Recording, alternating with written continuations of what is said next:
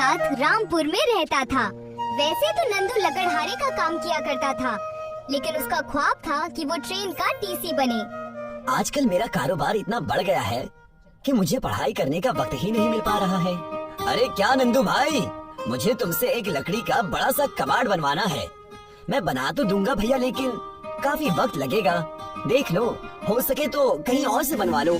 तुम बहुत भाव खाने लगे हो, अब पहले जैसे नहीं रहे। जाने दो, मैं कहीं और जाकर बनवा लूंगा। नंदू इतना अच्छा लकड़ियों का कारोबारी था कि सब उसी से अपना सामान बनवाते थे। इस वजह से नंदू अपने पसंद की नौकरी नहीं कर पाता था और ये बातें जाकर नंदू अपनी माँ रूपमती को बताता है। अम्मी, मैं हर एक चीज से परेशान हूँ। सब मुझसे ही अपना सामान बनवाना चाहते हैं और इस वजह से मुझे पढ़ने की बात तो दूर, मुझे सोने तक का समय नहीं मिल रहा। ये तो बड़ी अच्छी बात है, जो तुम्हारे अंदर इतनी अच्छी कला है पैसे कमाने की, तो तुम्हें यही करना चाहिए। कहीं नौकरी वोकरी करने की क्या जरूरत है। मुझे ट्रेन का टीसी या मोटरमैन तो बनना ही है, चाहे जो हो जाए। तुम एक काम करो, आज शाम की ट्रेन पकड़कर अपने मामा के घर चले जाओ। कम से कम कुछ दिनों के लिए तुम्हारा दिमाग शांत रहेगा। ये बात आपने अच्छी कही अम्मी, मैं ऐसा ही करूँगा। कम से कम कुछ दिनों की मुझे मन की शांति तो मिलेगी।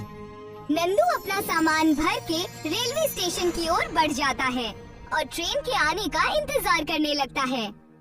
ट्रेन आने में बहुत वक्त लग रहा है, तब तक क्या करूं? आराम भी कितना करूं? उतने में ही वहाँ पर एक औरत आती है और नंदू से कहने लगती है, अरे नंदू, तुम यहाँ क्या कर रहे हो? कौन? मैंने आपको पहचाना नहीं। कई साल पहले तुमने मेरे घर का दरवाजा बनाया था। वो दरवाजा इतना मजबूत बना है कि आज भी वैसा का वैसा ही है। जी शुक्रिया, लेकिन आप कहीं बाहर घूमने जा रही हैं, क्या बात है? मैं कहीं घूमने नहीं जा रही हूँ। तुमने सुना नहीं? शहर के बाहर ट्रेन ड्राइवर और टीसी की नौकरी का एग्जाम चल रहा है। ये बात मैंने भी अखबार में पढ़ी थी। क्या इसमें मैं भी हिस्सा ले सकता हूँ? इसमें सारे पढ़े लिखे और ग्रेजुएट लड़के अपना सिलेक्शन चाहते हैं। वहाँ तुम जैसे लकड़हारे का क्या काम? तुम जाकर कहीं और का दरवाजा या कबर्ड बनाओ। नंदू को उस औरत की बात पर बेहद गुस्सा आता है और वो मामा के यहाँ न जाकर नौकरी पाने के लिए उस औरत का पीछा करने लगता है। यहाँ पर कितनी सारी बंद पड़ी ट्रेन है, लेकिन यहाँ हो क्या रहा है? तब नंदू की नजर वहाँ के सरकारी कर्मचारी पर पड़ती है। सारे नौजवान और लड़कियाँ जिस नौकरी को ढूंढने के लिए आए थे, वो उनसे कहता है, ये ट्रेन अंग्रेजों के जमाने से यहाँ बंद पड़ा है। जो भी इस ट्रेन का सही इस्तेमाल करेगा, हम उसे ही मौका देंगे। फिर तो मेरी नौकरी पक्की। सरकारी कर्मचारी उतना ही कहकर वहाँ से चला गया। तब नंदू उस औरत के पास गया। क्या मैं भी ट्रेन की सरकारी नौकरी के लिए इसमें हिस्सा ले सकता हूँ? तुम यहाँ भी आ गए? अरे ये कोई गुड्डा गुड्डी का खेल थोड़ी है जो तुम कर लोगे।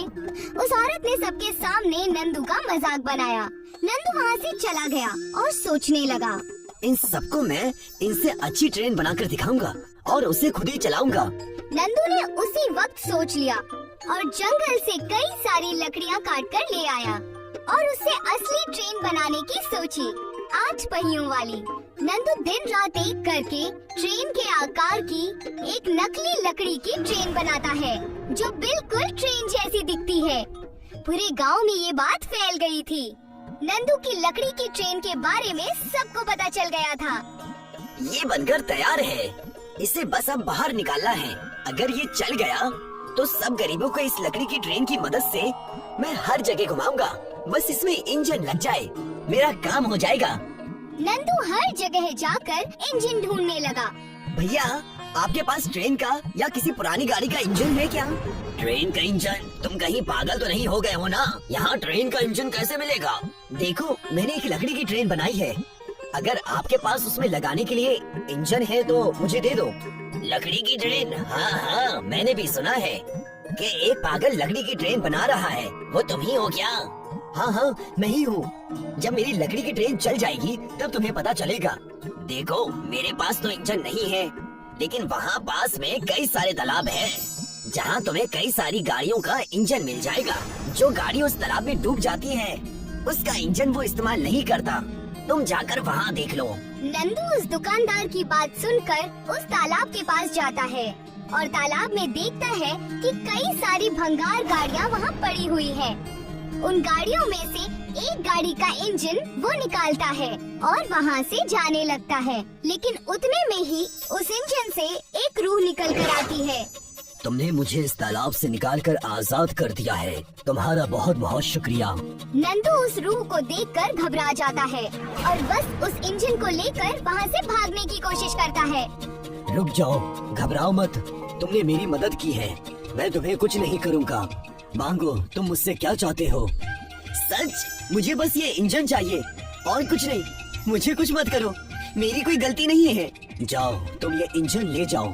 तुम जिस भी गाड़ी में ये इंजन लगाओगे, मेरी चमत्कारी शक्तियों की वजह से ये गाड़ी वहाँ सिर्फ 1 मिनट में पहुँच जाएगी।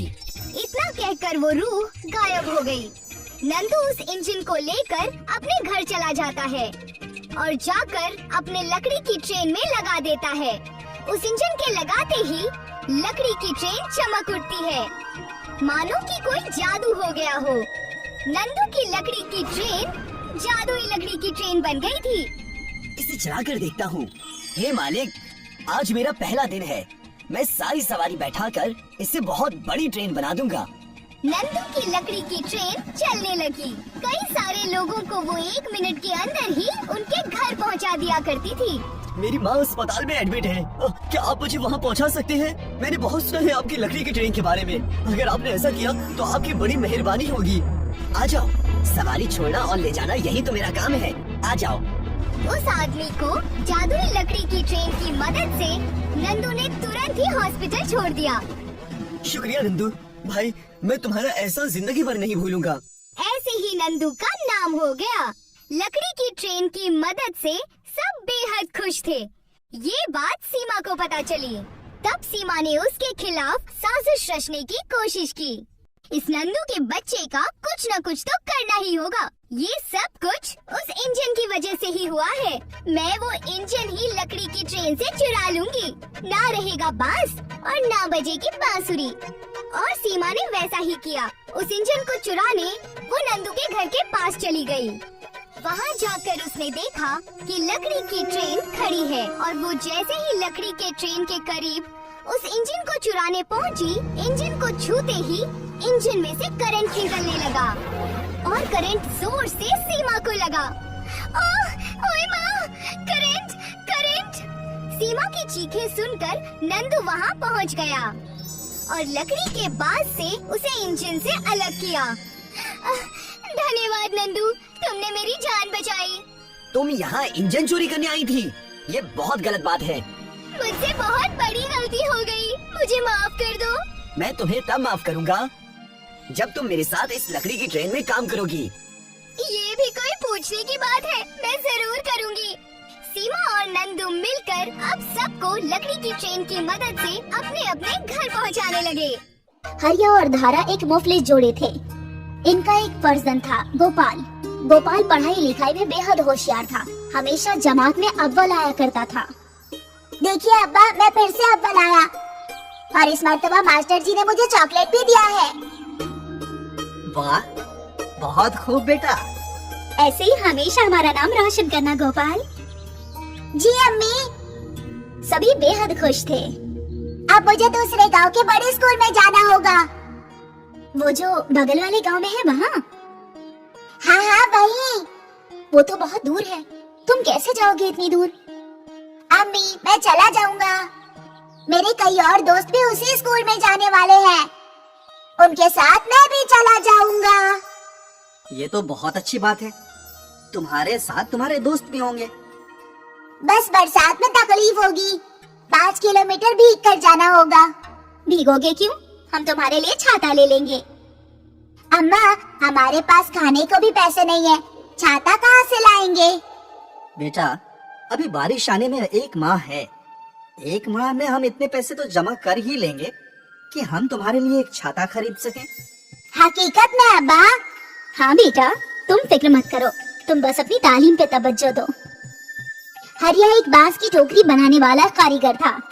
वो जंगलों से बांस की लकड़ियाँ तोड़कर लाता था और फिर उनसे टोकरियाँ बनाया करता था।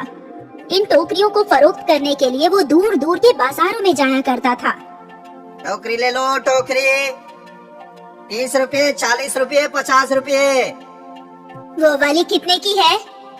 जी 50 रुपए की। अरे बाप रे, ये तो बहुत ज्यादा है। वो टोकरी 30 रुपए में देनी हो तो कम से कम 35 रुपए तो दे दीजिए बहन। नहीं नहीं, 30 रुपए में ही दो। ठीक है, ले लीजिए। हर ग्राहक हरिया से मोल भाव करता था और इसी वजह से हरिया की कमाई बेहद कम थी। ये तो बहुत कम है। इनमें से गोपाल के लिए छाता के पैसे कहाँ से बचाऊं? कोई बात नहीं, तुम इससे राशन ले आओ। कल मैं देखता हूँ, शाम को बाजार भेजाऊंगा। शायद और टोकरियां फरोख्त हो जाए। ठीक है। हरिया और धारा छाते के लिए पैसा जमा करने लगे, लेकिन पूरे माह में वो लोग 100 रुपए भी नहीं बचा पाए। इतने कम पैसों में छाता कहाँ से आएगा? मालूम नहीं। एक तो बारिश भी शुरू हो चुकी है। अब गोपाल स्कूल कैसे जाएगा? हे कुलदेवी, हमारी मदद कीजिए। दोनों ने अपनी कुलदेवी से प्रार्थना की। उस रात पूरा खानदान बारिश की सोचकर ही परेशान था। गोपाल की आंखें तो खिड़की पर टिकी थी। बाहर तेज बारिश देखकर वो सोच रहा था, अब स्कूल कैसे जाऊंगा? इतनी तेज बारिश में तो सारी किताबें भी भीग जाएंगी। मालूम होता है कल स्कूल से छुट्टी लेनी होगी। हे देवी माँ, मेरी मदद कीजिए।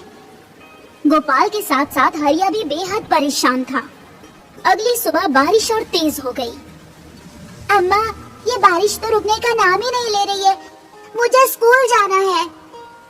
फिक्र ना करो गोपाल, बारिश रुक जाएगी।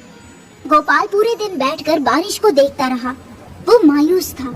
उसे स्कूल जाना था पढ़ने, लेकिन इतनी बारिश में स्कूल जाने के लिए उसके पास कोई छाता नहीं था। अब्बा मुश्किल से इतना कमाते हैं कि हमारा पेट भर सके। अगर मैं उनसे छाते की जिद करूंगा तो वो बेचारे कहाँ से लाएंगे? कोई फर्क नहीं पड़ेगा अगर मैं कुछ रोज स्कूल ना जाऊं तो। हरिया गोपाल को मायूस देख रहा था। सुबह से रात हुई और सभी लोग सो गए। अगले दिन भी यही हाल था। बारिश होती रही और गोपाल स्कूल नहीं जा पाया। अब वो और भी ज्यादा मायूस हो गया था। हे देवी, मेरी प्रार्थना सुन लो। बारिश रोक दो, मुझे स्कूल जाना है। गोपाल की ये प्रार्थना सुनकर हरिया भी बेहद मायूस हो गया। कैसा बाप हूँ मैं, अपने बेटे की एक भी ख्वाहिश पूरी नहीं कर सका। मुझे तो डूब मरना चाहिए। ये दिन भी गुजर गया और तीनों खाना खाकर सो गए। हरिया के ख्वाब में उसकी कुलदेवी आई। हरिया, तुम खुद को इतना लाचार ना समझो। तुम्हारे हाथों में तुम्हारी परेशानी का हल है। मैं समझा नहीं देवी माँ। तुम बांस और लकड़ियों का छाता बनाओ। बांस का? जी देवी माँ। और फिर हरिया की नींद खुल गई। उसने घर में पड़ी लकड़ियाँ तलाशी और बांस भी, और फिर लकड़ियों और बांस को जोड़कर एक छाता बना दिया। सुबह जब गोपाल उठा तो उसके बगल में एक छाता था। लकड़ी का छाता, ये आपने बनाया अब्बा? हाँ बेटा, अब तुम स्कूल जा सकते हो। वो भी बगैर भीगे। शुक्रिया अब्बा, बहुत बहुत शुक्रिया। उस रोज गोपाल खुशी खुशी स्कूल के लिए तैयार हुआ और अपना लकड़ी और बांस का छाता लेकर निकल गया। रास्ते में कई लोगों ने लकड़ी के छाते को घूर घूर कर देखा। जब वो स्कूल पहुंचा तो उसके मास्टर जी की नजर उसके छाते पर पड़ी। मुनफरिद, ये बांस का छाता किसने बनाया? मेरे वालिद ने। पुरजलाल, मैंने इससे अच्छा छाता इससे कब्ल नहीं देखा। क्या तुम्हारे वालिद मेरे लिए भी ऐसा छाता बनाएंगे? हाँ, बनाएंगे जरूर। चलो तुम्हारे घर चलते हैं। गोपाल मास्टर जी को अपने घर ले आया। आपका हुनर पुरजलाल है। क्या आप मेरे लिए ऐसे 10 छाता बना सकते हैं? हाँ जरूर मास्टर जी। मास्टर जी ने हरिया को 1000 रुपए दे दिए। कम तो नहीं है, काफी है। पहली मर्तबा हरिया को एक साथ 1000 रुपए मिले थे। इतने पैसे देखकर वो बेहद खुश था। पूरी रात उसने लकड़ी और बांस के छाते बनाए और अगले दिन सारे छाते मास्टर जी को दे दिए। फिर क्या था, हरिया को बांस के छाते बनाने की फरमाइश आने लगी। वो छाते बनाता गया और छाते धड़ाधड़ फरोख्त होते गए। हरिया ने अपने दोस्तों को भी अपने पास नौकरी पर रख लिया था। एक ही माह में हरिया की किस्मत बदल गई। उसने इतने सारे पैसे कमा लिए जो उसने पूरे साल में नहीं कमाए थे। फिर एक रोज एक कारोबारी हरिया के पास आया। जनाब हरिया, आपके ये बांस के छाते की तरकीब बहुत ही शानदार है। इसकी वजह से बर्बादी भी कम होती है। इस इको फ्रेंडली छाते को मैं अपने सभी मॉल में फरोख्त करना चाहता हूँ। मैं कुछ समझा नहीं साहब। अब्बा, ये लोग कह रहे हैं कि आपकी लकड़ी के छाते की वजह से आलूदगी कम हो रही है। वो आपके ये छाते बड़ी बड़ी दुकानों में फरोख्त करना चाहते हैं। आपको फरमाइश देने आए हैं। मुझे हर हफ्ते 1000 छाता चाहिए। ये लीजिए पेशगी। उस शख्स ने हरिया को 1 लाख रुपए दिए। जिंदगी में पहली मर्तबा हरिया ने 1 लाख रुपए देखे थे। हरिया ने गांव के और लोगों को भी काम पर रख लिया। वो सब कड़ी मेहनत करते रहे और बांस के छातों की सुपुर्दी देने लगे। देखते ही देखते हर मॉल में हरिया के बांस के छाते फरोख्त होने लगे और हरिया को एक बहुत ही अहम इनाम से नवाजा गया। उसके इको फ्रेंडली लकड़ी के छाते पूरी दुनिया में धूम मचा रहे थे। देवी माँ, आपका बहुत बहुत शुक्रिया। आपने बिल्कुल सही कहा था। मेरी परेशानी ही मेरा हल है। उस रोज हरिया को जिंदगी की एक बहुत अहम सबक का इल्म हुआ।